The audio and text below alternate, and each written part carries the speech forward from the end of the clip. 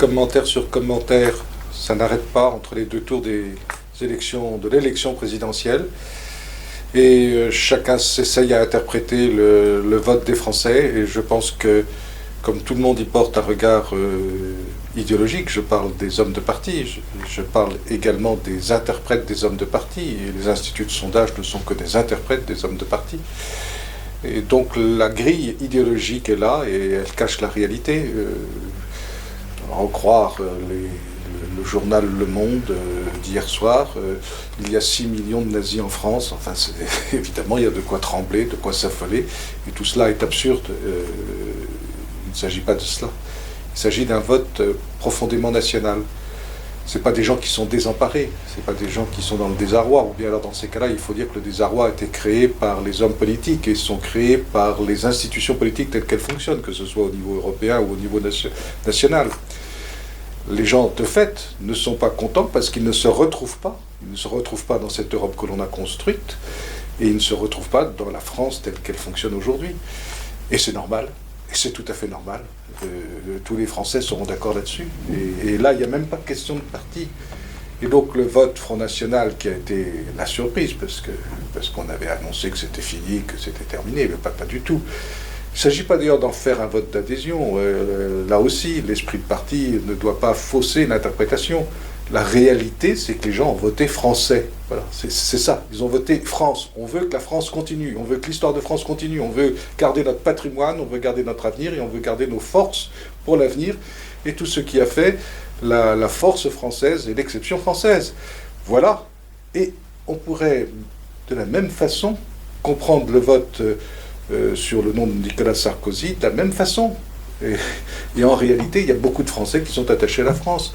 Alors, comme les gens sont perturbés, et puis surtout, les gens, dans la vague d'informations qui leur est donnée, les vagues d'interprétations qui leur sont données, les gens sont, de fait, de ce point de vue-là, un peu perdus. Ils se divisent, mais ils se divisent sur des choses parfaitement secondaires.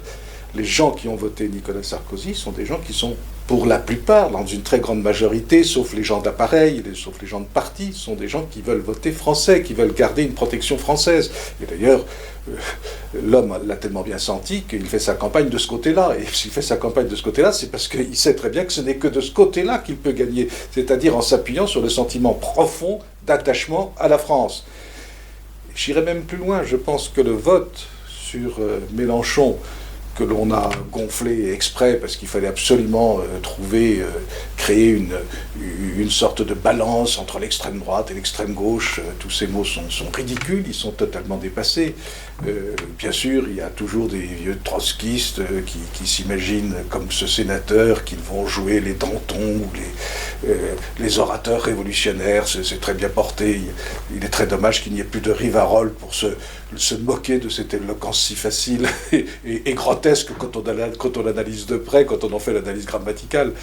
Reste que les gens qui ont suivi sont des gens qui, eux aussi, très vraisemblablement, si on allait au fond des choses, sont des personnes qui sont affolées par la disparition d'un certain nombre de repères. Alors on dit, ils sont contre la mondialisation. Ce qui est effroyablement trompeur, c'est que Mélenchon, il n'est pas du tout contre la mondialisation. Il est internationaliste de tempérament, de nature.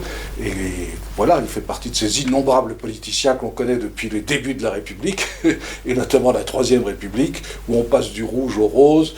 Et puis quand on a le pouvoir, à ce moment-là, évidemment, on est obligé et contraint par les nécessités du pouvoir de jouer des cartes plutôt conservatrices. Tout cela est grotesque. La vérité, c'est que fondamentalement, il y a en France une réaction, et cette réaction est nationale. Alors elle se trompe d'objet, pourquoi ? Parce que tout est fait pour la faire aller dans des tuyaux divers où elle se divise, où elle se dissipe, elle se perd.